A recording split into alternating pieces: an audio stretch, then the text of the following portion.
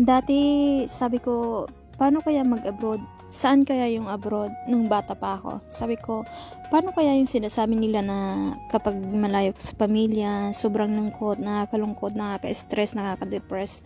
So, maraming mga Pilipina or kaya maraming mga OFW na nade-depress sila or kaya na hihirapan sa kanilang trabaho. So, ito lang message share ko guys.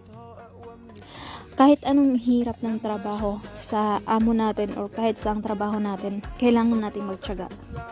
Kailangan talaga natin guys magtiyaga kasi minsan kapag bago ka sa trabaho mo, bago kang OFW lalo na sa bahay, ang amo natin is sobra sila mag-utos. So tinetest tayo kung hanggang saan natin kayang gawin ang lahat ng mga inuutos nila. So like before, way back 2014, so nandun ako sa Saudi. So, ang amo ko is mabait sila. So, ituturo sa'yo, ganito, ganon. Ang gagawin mo, ganyan. Tapos, ayun, nagtagal din ako ng ilang taon sa kanila.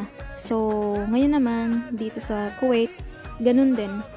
Before, 1 month to 2 months, so, sobrang sungit ng amo ko. Masungit siya. Yung mga, inaano niya yung mga lahat ng mga sulok-sulok. Kinukuskus niya kung mayroong mga alikabok ganun. So, sabi niya ganito, ganyan, ganun. So, okay. Ginawa ko naman. So, simula nun, after 3 months, 4 months, hindi na niya ako sinusundan sa kung saan ako or nasaan ako. Kung ano yung trabaho ko na sinabi niya, yun na lang din sinusunod ko. So, maging matyaga lang tayo guys sa lahat ng mga bagay para hindi sila magalit sa atin. Kung ano yung sinuutos sa atin, ganyan, sundin lang natin guys. So, wag mong ipakita na parang mas amo ka pa sa kanila kasi mamahalin ka nila, tuturing ka nilang pamilya. So thank you guys.